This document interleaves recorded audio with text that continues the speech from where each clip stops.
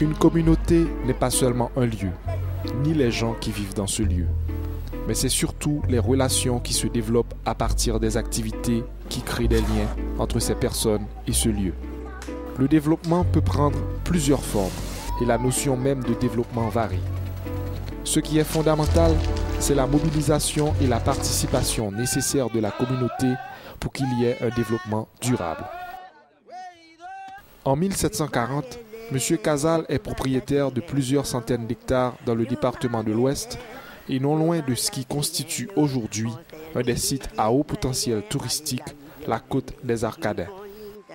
À la fin de la guerre conduisant à l'indépendance d'Haïti, Casals abrite, dès 1804, les Polonais des régiments du général Leclerc qui, souhaitant demeurer en Haïti, sont reconnus comme haïtiens par la Constitution du 20 mai 1805 de Jean-Jacques Dessalines.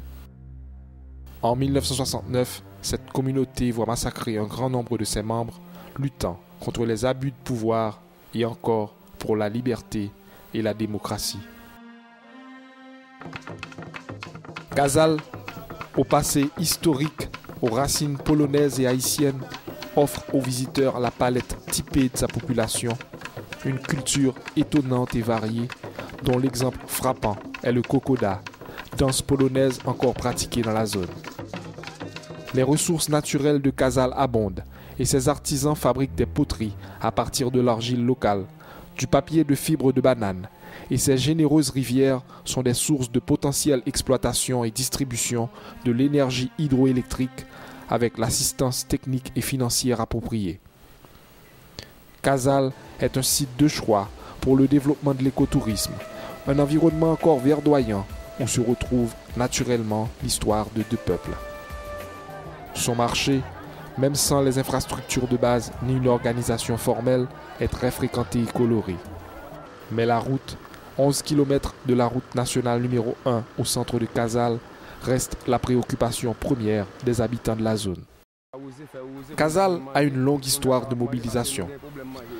Depuis 1805, les Casalois, à travers les associations, telles le Groupement des Casalois pour le développement de Casals, GCDC, tant dans la diaspora qu'en Haïti, se mobilisent pour le développement de leur localité. Avec la commémoration de l'indépendance d'Haïti, les Casalois ont utilisé cet événement pour réaliser un projet de solidarité mettant en relief et visant à sauvegarder leur environnement.